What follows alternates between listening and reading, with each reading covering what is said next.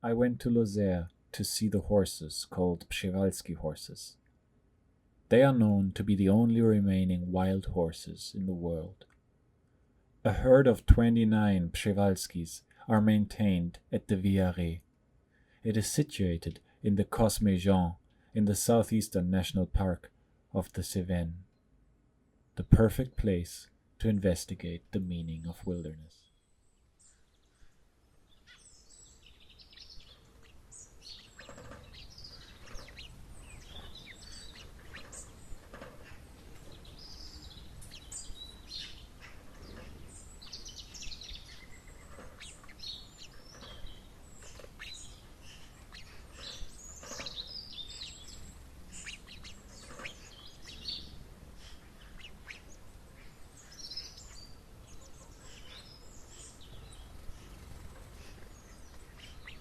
Here is the volunteers' house, where I was welcomed by Nathalie and Marie.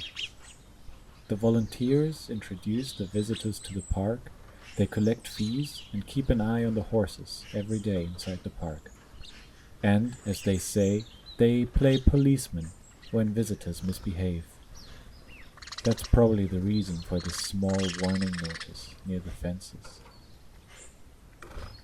When we took the ATV to go inside the park, I saw some visitors waiting behind the fence with their massive zoom lenses.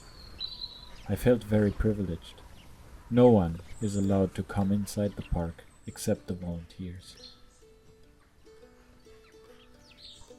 At each step, dozens of grasshoppers jumped around.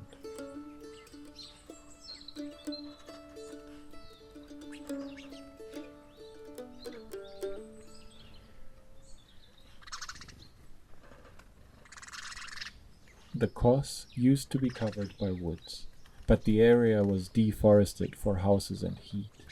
The woods became pasture, and shepherds came with their flocks, and rock walls were piled up to make place for more pasture.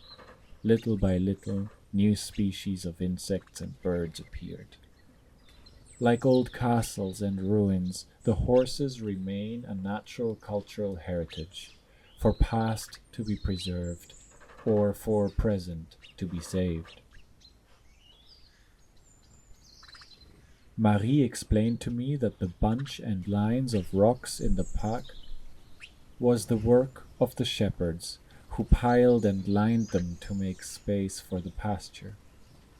At some point, the local BLM started a campaigning to reforest the land to counterbalance the land degradation. They realized that not having the land grazed was threatening rare species that appeared in the chalky lands of the Causse. So it was decided that having the horses here and in Mongolia helped to maintain the biodiversity of the Causse and raise public awareness about ecological issues. Actually, it seems like working on the conservation of wild animals looks very much like preserving old churches and castles.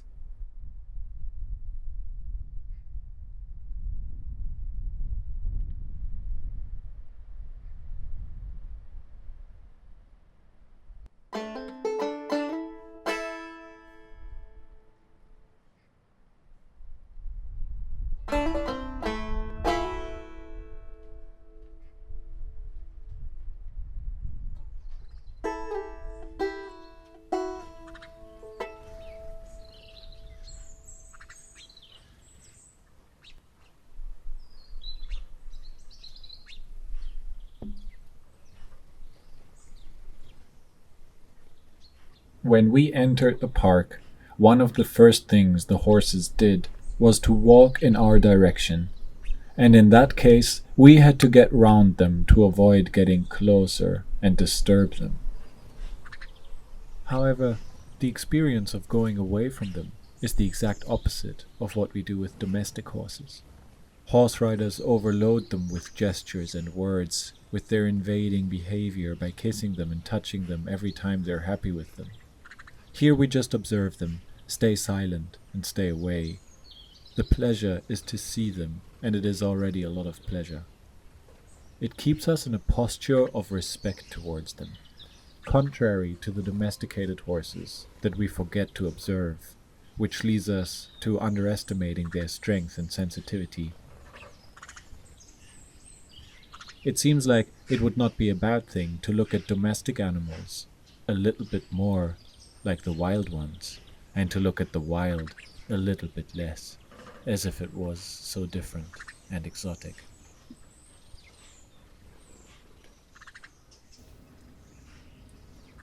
The Przewalski horse initially grazed the short grass prairies of Mongolia at least 20,000 years ago. It is one of the most threatened species in the world. After a massive campaign in the 20th century to capture specimens, an increasing competition for food or water between wild and domestic animals, and the slaughter of the horses to attack the sustenance and symbols of the Mongolian community by the Russians, they disappeared. They narrowly avoided complete extinction. The remaining Przewalskis were kept in zoos. That is how 7 of these fellows were selected in 1990 from several zoos by a Swiss naturalist called Claudia Fee. She found it very sad that all of these wild horses lived in small pens. With other scientists and volunteers, she founded the TAKH Association. The challenge was to rehabilitate these horses to the wildlife of their ancestors and then resettle them in their homeland in Mongolia. The Viaret was chosen as the perfect place to maintain a stock of Przewalskis, since its climate is very similar to the tough winters of the Mongolian steppes. 3 generations later, some were selected to stay and others to go. And guess how the horses would travel back to the wild? By plane, of course. After struggling for their wild instincts to come back, they had to relearn eating hay in stables. There are 2 reasons for this. The first winter in Mongolia might be too hard for them, and there was no point in reintroducing them to the wild and let them die. And because traveling by truck plus plane wouldn't provide them fresh grass. These are the stables where they got used to eating the hay before their long journey.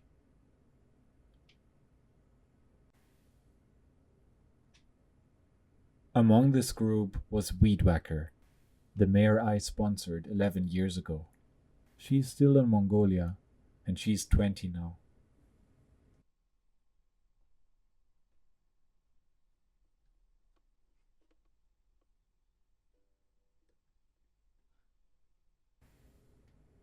Marron is the word we first used to call the American slaves from the Antilles who escaped from the cotton fields to the mountains. That is also the word we use to call the feral horses who were once domesticated and returned to the wild.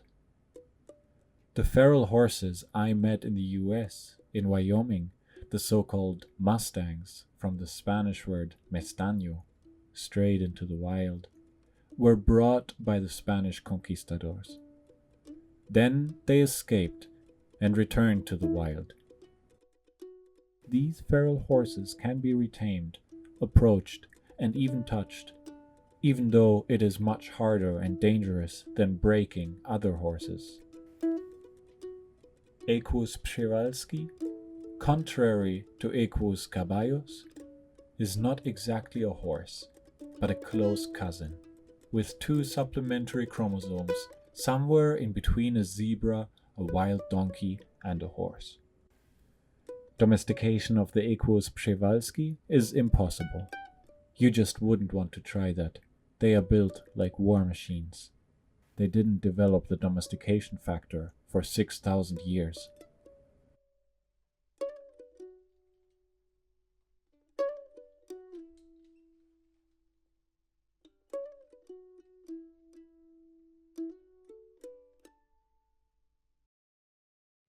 My feet smashing dried herbs, the wind dripping my face, sun reflecting itself on a crystalline dew, all things silent she gazes, my dun-ashed-colored skin, stripes across my leg, brown line along my back drawn, big jawbones and hooked head.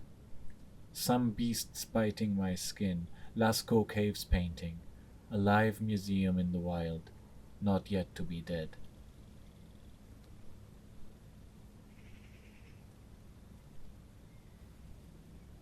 So, the first question that came to my mind: if we can call these Przewalskis wild, living in a 200-hectare corral, who will take the plane to Mongolia and who are watched every day by volunteers, why then are the Mustangs being eliminated in the Nevada desert not considered wild horses? What they actually mean by last wild horse is that they have never been domesticated. They have never been tamed. So it is no surprise that these horses are not considered domestic horses, even though they live by road and are sometimes fed and receive veterinary treatment if necessary. Wild, in that sense, has nothing to do with the idea of property or freedom. It is not because they fear humans that they are wild. I hope that it's not because I touch a wild animal that it's not wild anymore. Hélène Roche also organizes practice training to observe horses, making a mediation between the scientific knowledge of ethologists and the owners of horses in the field. Because the question of animal well-being has been raised a lot over the past 5 years, we must show the public that the well-being of our animals is a major concern.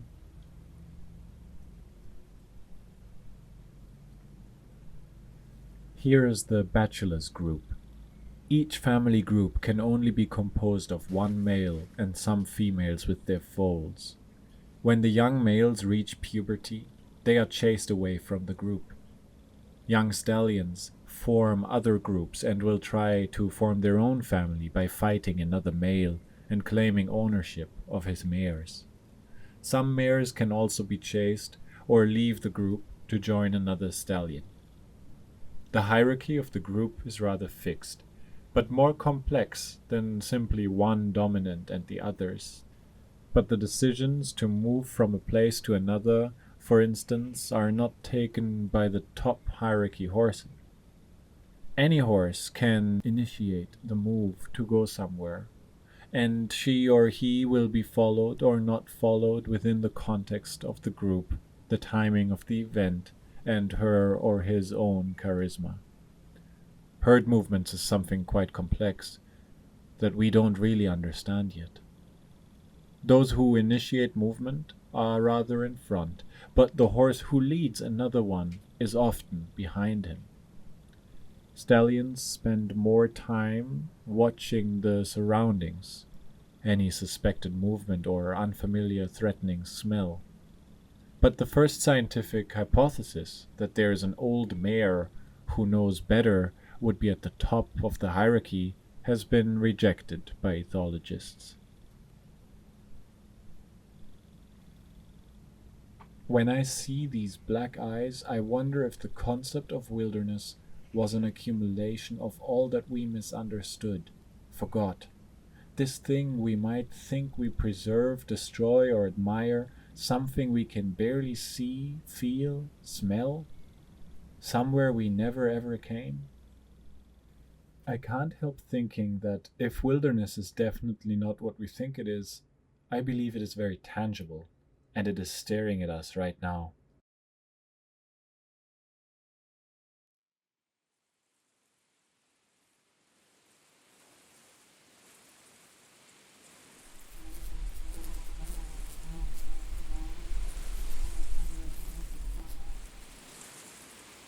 Here is Ecotypus. He's the eldest of all. He doesn't belong anywhere and lives a rather lonely life.